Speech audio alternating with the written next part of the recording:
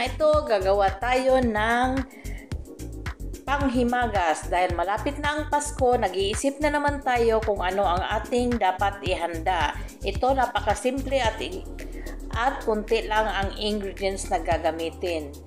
Dito may green gulaman tayo, dito may white, at saka dito may red. Ayan. Ayan, dito maglalagay tayo ng 1/2 cup sugar.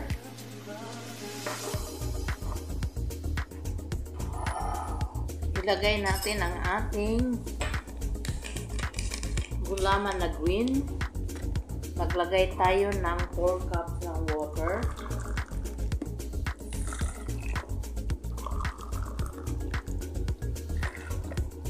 Or pwedeng bawasan, pwedeng tatlo na. Ayan. Then, haluin lang natin hanggang mag-dissolve ang sugar.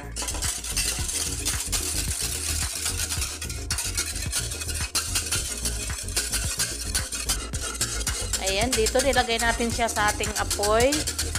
Iluto lang natin ng mga 2 minutes. Huwag masyadong pakuluin. Mabilis lang ito dahil ni-reduce natin ang ating water.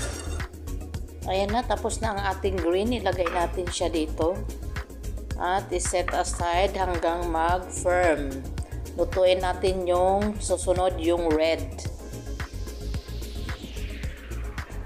Ayan, tapos isunod natin ang ating red. Ito ilagay natin.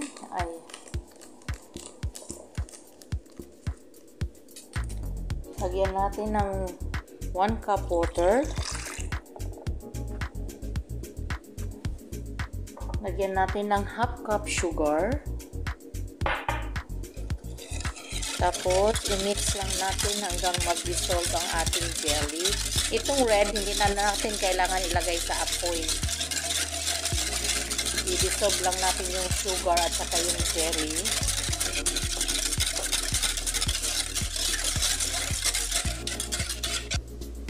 Ayan, pag na-dissolve na natin ang sugar at saka yung ating gelatin or jelly, lagyan natin ng cold water, 2 cup. Ayan. Ayan, may ice pa yung nilagay ko para mabilis siyang mag-firm. Then, mix lang natin.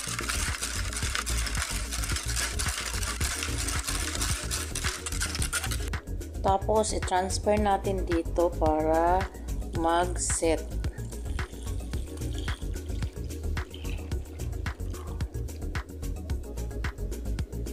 Tanggalin natin yung bula niya para mamaya maganda yung kanyang kinalabasan. Ayan.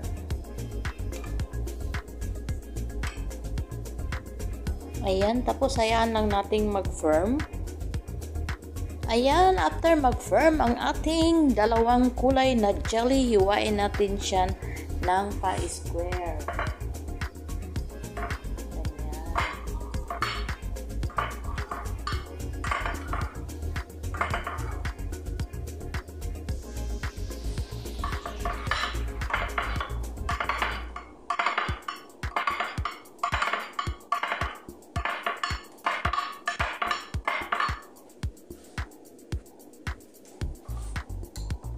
Ayan, tapos gano'n lang natin.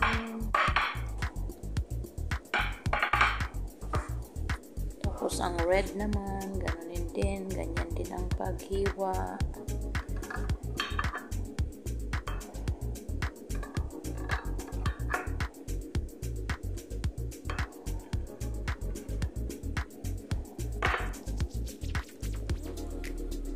Yan, tapos ilagay natin dito sa ating paper pan.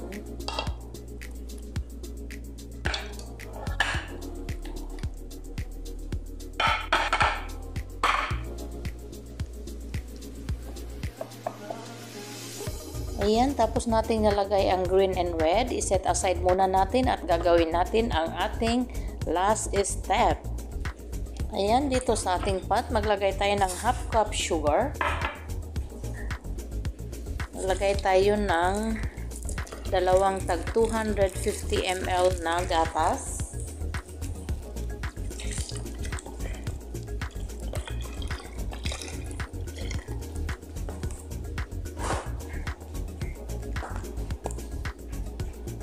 Yung plain gulaman natin, lagay natin dito. Tapos maglalagay tayo ng cream caramel or pudding mix. Ito ang ginamit ko, yan. Lagay natin. Then i-mix lang natin hanggang mag-dissolve bago natin ilagay sa ating apoy.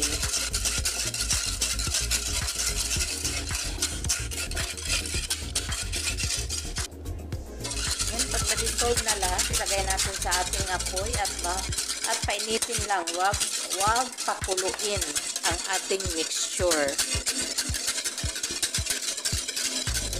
Mix lang natin siya hanggang makita natin medyo umuusok-usok na. Pwede na yun. Huwag natin siya masyadong pakuluin.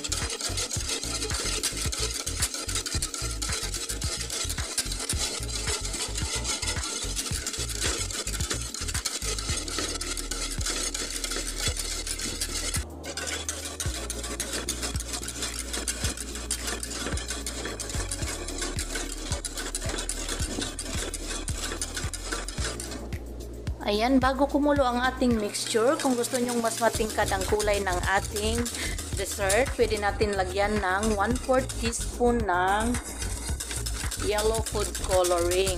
Ayan.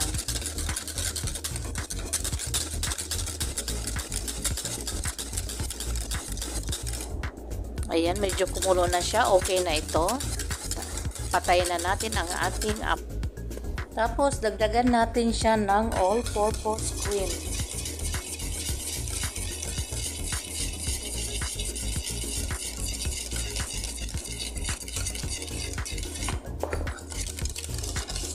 Yan, i-mix lang natin mabuti.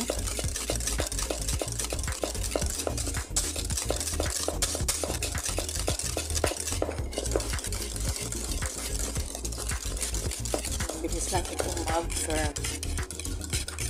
Tapos, ibuhos natin ang ating mixture dito sa ating jelly kanina. Ayan.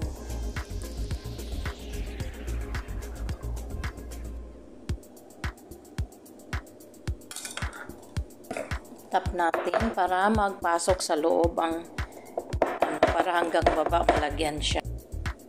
Ayan ang ating dessert. Ilagay natin siya sa ating chiller ng 3 hours bago natin ilagay sa ating serving plate or sa ating i-unmold natin siya.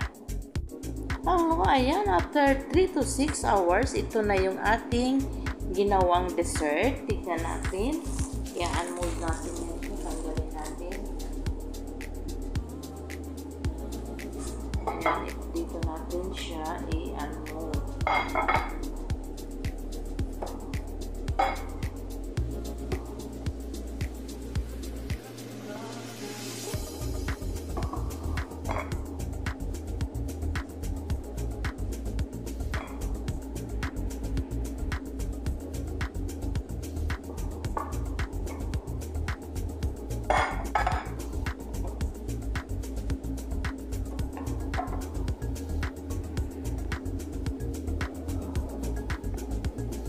Ayan ang ating dessert.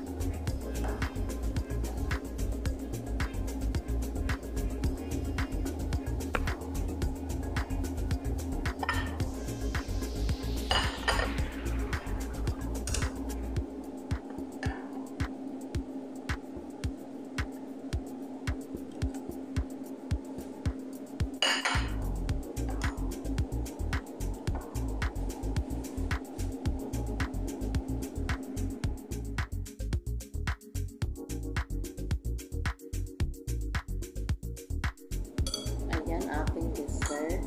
Tignan natin. Ang sarap.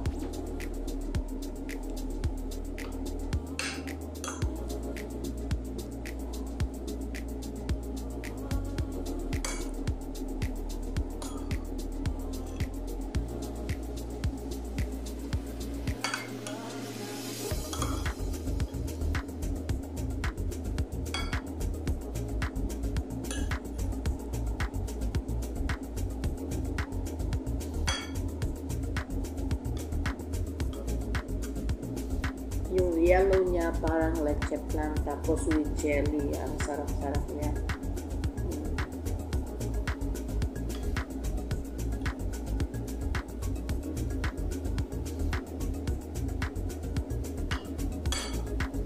With the pandan and strawberry flavor with leche plan. Ang sarap.